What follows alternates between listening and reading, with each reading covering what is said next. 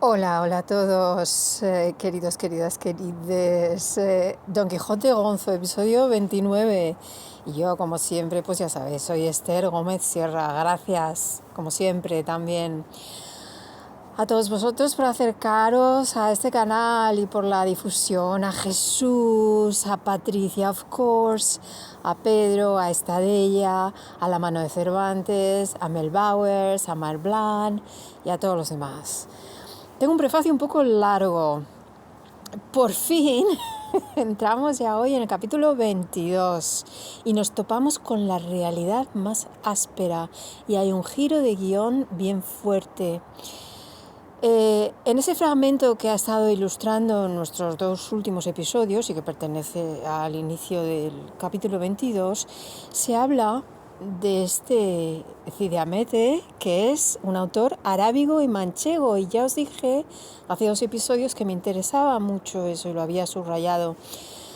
Este Cide Hamete, este falso cronista, es una especie de alter ego de Cervantes. Algún crítico de la película ha dicho que Argel no tiene nada que ver con Don Quijote, cuando en realidad la experiencia de la otredad está incrustada en el meollo mismo de la novela, con este historiador, comillas, comillas, comillas, al que a veces se critica por potencialmente escorado hacia lo negativo, recordáis, dado su islamismo, y a veces se le alaba por su atención al detalle. Y esto es irónico también, porque el historiador ideal debe saber podar y resumir. Y esto pues nos lo comenta un teórico del momento, Luis Cabrera de Córdoba, en su tratado de la historia para entenderla y escribirla, de 1611, con estas ideas que vienen pues en última instancia de Plutarco y pasan a través de Pontano. Bueno, ahí lo tendréis en el vínculo abajo, en el espacio de Moro más. También, como se dice en nota en la edición electrónica que utilizamos, alude a los muchos moriscos que viven en La Mancha y subraya, en última instancia, la naturaleza mixta de este texto, que se confirma inmediatamente con esa autodefinición que a mí me encanta. Comillas: gravísima, altisonante, mínima, dulce e imaginada historia, que ya estuve comentando, pero vuelvo a estas palabras porque forman parte también de mis descubrimientos en esta lectura del texto. He leído la novela varias veces, calculo que 8 o así, pero nunca me había dado cuenta de esto. Siempre se me había pasado por alto que el texto viene con su propio manual de instrucciones y que está aquí, oculto, a vista de todos, como la carta robada de Poe estaba ahí, como este canal, que busca a la vez tener unos cuantos seguidores escogidos y pasar desapercibido. Gravísima, ya comenté que tiene su lado irónico, que forma pareja con altisonante. Altisonante, ¿por qué? Por las palabras fablescas de Don Quijote, por los ecos caballerescos y épicos, por los estruendos diversos. Muy interesante también, otro descubrimiento para mí, el ruido y el sonido en la novela, los distintos valores que puede llegar a adquirir. Por la solemnidad de los conceptos, es altisonante, por ejemplo, el discurso de la Edad de Oro, que sabemos que tenía una carga irónica brutal. Pero estas dos palabras contrastan con el resto: mínima, dulce e imaginada. Mínima por humilde, por poco importante, aparentemente, por sanchesca. Dulce por su estilo natural, o como Cervantes mismo dice, a la llana. Exenta de tragedia, aunque haya desaguisados. Amable, a la sombra de la comedia. E imaginada, y ya comenté el choque con historia, que convierte, esto de la imaginada historia, convierte a la history en story, ¿no? La distinción inglesa nos viene muy bien.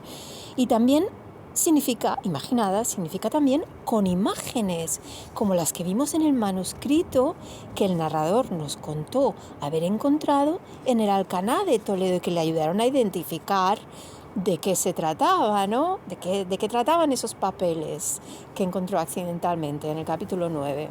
Bueno, algo más sobre la película de Amenábar, que ya va a ser el tercer episodio que hablamos de ella. Todavía no la he podido ver. ¿Y vosotros? Contadme, jolín. Bueno, han seguido saliendo noticias, entrevistas, y os pongo el análisis que hace Amenábar de 4 escenas que me parece que tiene un interés especial. Es una entrevista con Javier Zurro en El Diario y que funciona como una especie de making of, o sea, así se hizo, pero también deja traslucir la investigación llevada a cabo por Amenábar y el equipo, y el entendimiento de la obra de Cervantes por parte también de Amenábar y su equipo, especialmente el productor Fernando Bobaira, una especie de partera del proyecto, del director de fotografía, de la encargada del vestuario, un poco subrayando que el cine es un oficio de colectividad, ¿no? Bueno, vamos al lío. La semana pasada dejamos a Don Quijote y Sancho frente a los galeotes, es decir, presos destinados a galeras y sus guardias. De repente estamos ante la realidad más dura. Claro, la realidad en una obra literaria, ¿vale? Pero otra parcela de lo real, ¿verdad? En cierta forma, se acabaron los juegos. Vimos ya la corrupción en la custodia, el enjuague monetario, ¿no? Tendría que haber 6 guardias, no 4. Vimos que hay armas de fuego, escopetas de rueda más sofisticadas que el arcabuz que hirió a Cervantes en el brazo izquierdo. También tenemos la imposibilidad del lenguaje. Hasta el propio Don Quijote tiene que decir no entiendo, porque el diálogo se desarrolla en Germanía, un argot criminal que se caracteriza por esa ironía sádica que ya vimos en el episodio 24 y que aparecerá también en Rinconete y Cortadillo, una de las novelas ejemplares de Cervantes, y que se observa asimismo en la obra picaresca pionera, en el arquetipo, prototipo picaresco, Lazarillo de Tormes, la cual, por cierto, aparecerá citada explícitamente en el capítulo. El interrogatorio de Don Quijote a los galeotes está empapado del chiste ácido que lleva consigo esa Germanía. Por ejemplo, cantar en el ansia. Y Don Quijote dice, bueno, pero cantar bien, ¿no? Pero cantar en el ansia es confesar durante un tipo de tortura que es similar a lo que hoy en día se conoce por waterboarding. Con todo esto, se abre de nuevo la carpeta de la picaresca. ¿Y cómo? No con la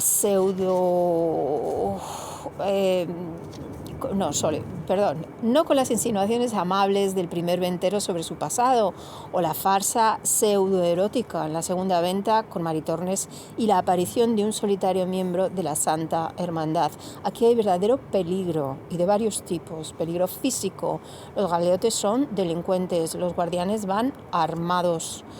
Peligro moral, la lógica descarnada. A ver, voy a poner esto aquí porque es que estoy fuera disfrutando del sol de septiembre y se me vuelan las cosas. Bueno, vuelvo. Peligro moral, la lógica descarnada de la supervivencia y de la ley del más fuerte se impone a la lógica caballeresca y del honor.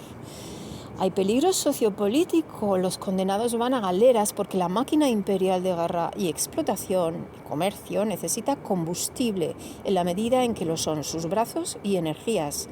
Los crímenes cometidos por ellos son de muy distinto rango, pero merecen la misma pena, si bien con distinta duración. Y hay también un peligro psíquico. Ginés de Pasamonte es un personaje lo suficientemente fuerte como para tener poder de permanencia en la novela y se presenta como una especie de doble, hasta cierto punto maligno, no solo de Cervantes, sino también de Don Quijote, por supuesto. Ginés es un bandolero viril, de muy buen ver, o de muy buen parecer, como dice el texto, de 30 años, pero bizco, y eso tiene connotaciones negativas. Totalmente lo contrario de la masculinidad senescente de Don Quijote.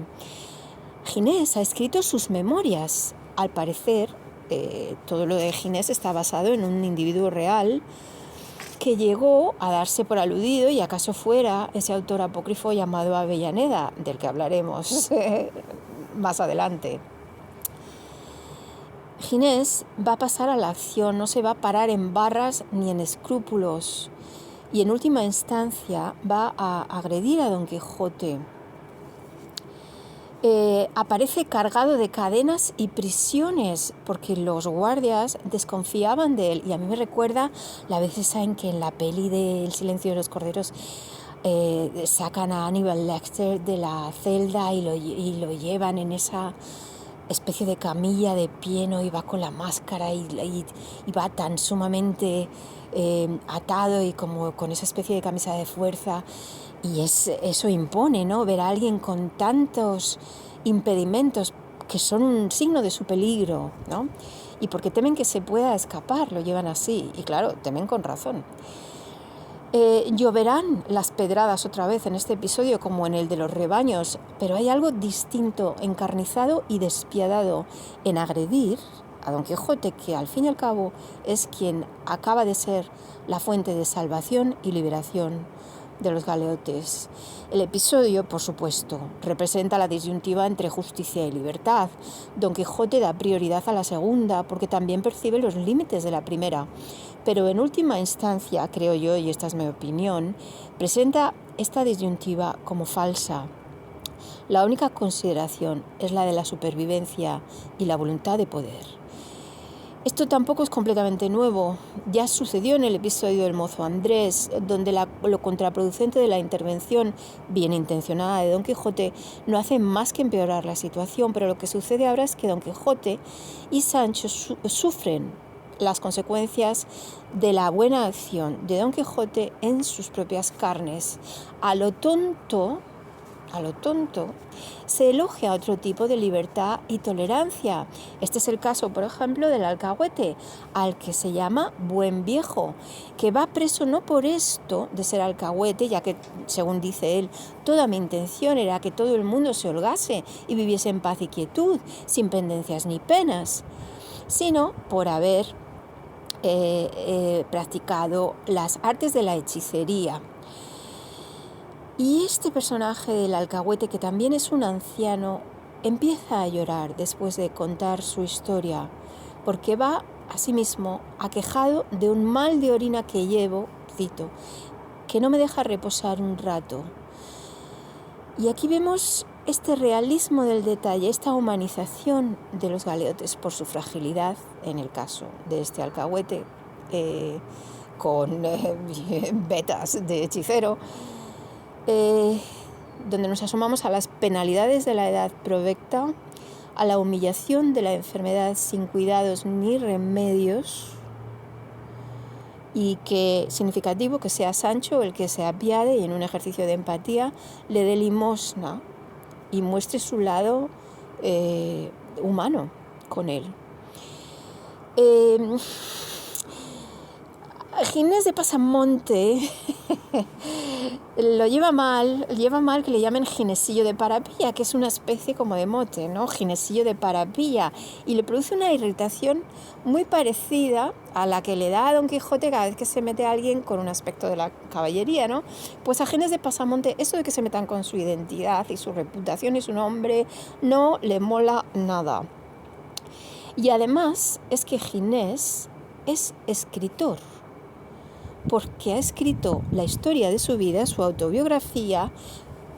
Está escrita, dice él, por estos pulgares, con una curiosa acotación escénica. Nos vemos a Ginés cargado de hierros y prisiones y moviendo las manos, mostrando las manos, sacando los pulgares, ¿no?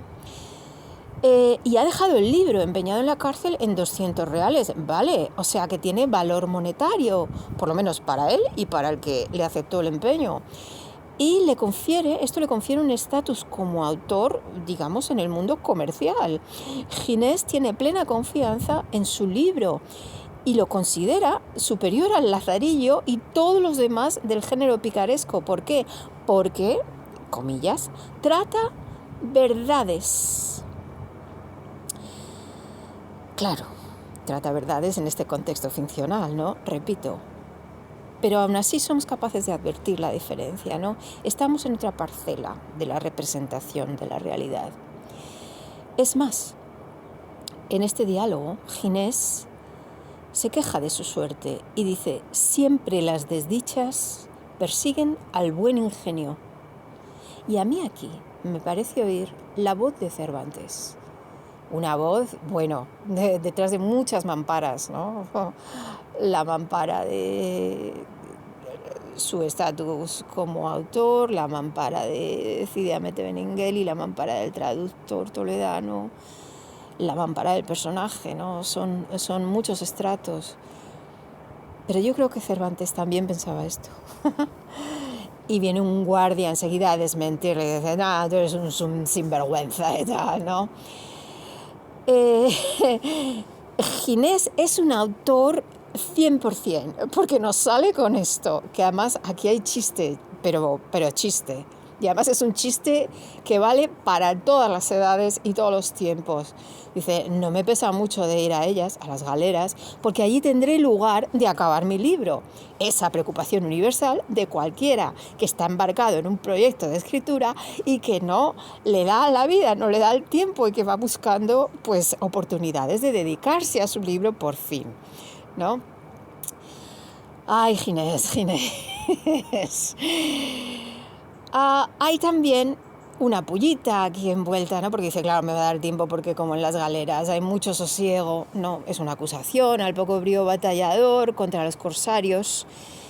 Y además nos recuerda un poco a lo poco que sucedió en Navarino, que ya mencioné hace un par de episodios, en esa batalla en la que participó Cervantes, bueno, en esa no batalla en la que participó Cervantes después de Lepanto, es decir, mucho barco y pocas nueces, ¿no?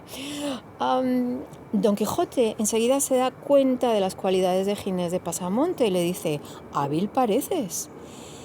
Está claro que Ginés tiene una personalidad dominante, incluso manda que se ponga fin al diálogo con Don Quijote con cierta autoridad natural. Dice, caminemos, que ya es mucho regodeo este, ala, ya me he cansado de hablar con este loco.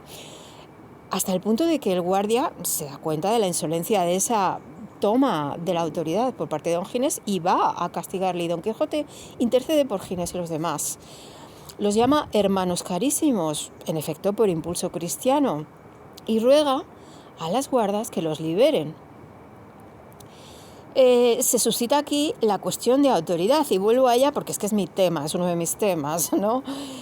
El comisario lo considera donaire, es decir, estás de broma, tío, are you joking?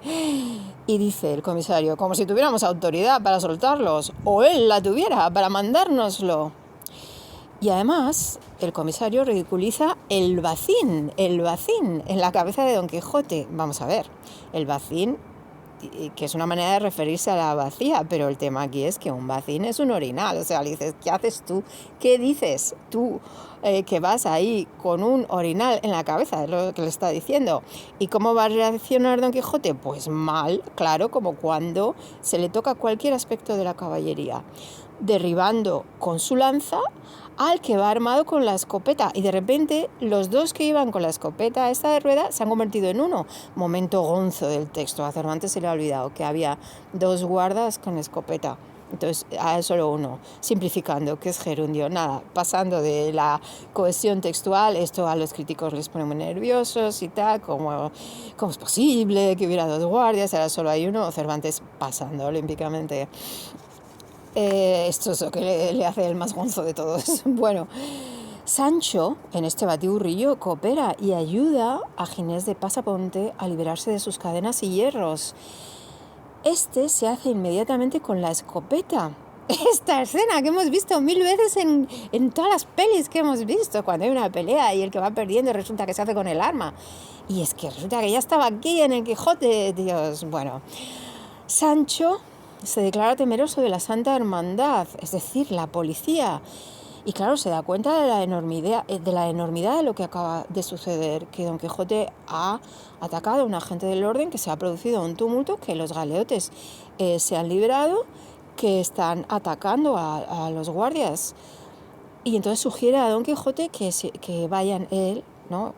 Que vayan los dos, Don Quijote y Sancho, a ocultarse en Sierra Morena. Y aquí vamos a entrar en siguientes episodios en un gran giro de guión geográfico, ¿no? Que nos va a meter en otra parte de la trama y la acción. Pero claro, hasta aquí todo hubiera ido bien, ¿no? Pero siendo Don Quijote, sabemos que la cosa se va a pudrir y se va a pudrir rápido. Don Quijote reclama gratitud y tributo a Dulcinea de los galeotes, como hace siempre. Y sabemos ya que bastante a menudo le ha traído indeseadas e indeseables consecuencias. Ginés de Pasamonte se erige en portavoz de los galeotes con elocuencia, es decir, se nota que ese autor tiene pico de oro. Eso va a ser pedir peras al olmo, dice, y ofrece cambiar ese requerimiento de ir a visitar a Dulcinea y comunicarle las hazañas de Don Quijote por plegarias y oraciones que pueden ellos ofrecer, bueno, pues cuando puedan, les venga bien, según donde estén, etcétera, con cierta, además, aptitud para la negociación. ¿Pero qué pasa? Pues que en cuanto se toca algo de la caballería, Don Quijote reacciona mal, ya lo sabemos. Y no sabe con quién se las está viendo tampoco, ¿no? Va a medir el alcance de su reacción, porque le dice a Ginés, don hijo de puta, don Ginesillo de Paropillo, o como os llaméis. Bueno, ¿qué pasa? Que al igual que Don Quijote, Ginés reacciona mal, porque, nos dice el narrador, no era nada bien sufrido. Bueno, le guiña el ojo a los demás, porque ha percibido el punto débil de Don Quijote, su locura, su incapacidad de asimilar la realidad con todas sus aristas, y empieza la lluvia de pedradas.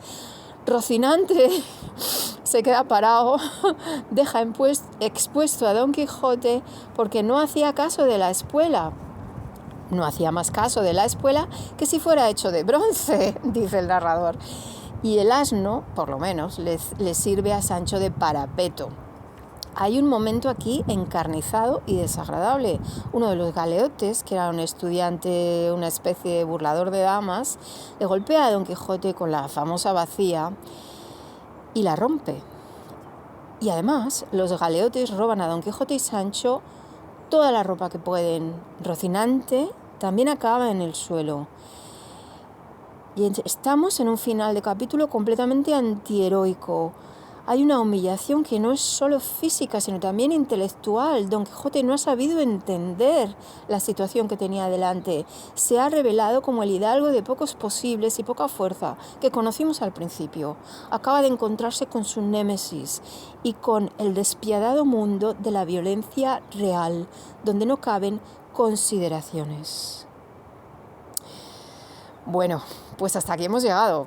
Este canal cumple 1 año, no me decís nada, no me decís qué queréis que hagamos, así que he preparado una serie de sorpresas que se verán en los siguientes episodios. Hasta entonces, que estéis bien, que estéis tranquilos.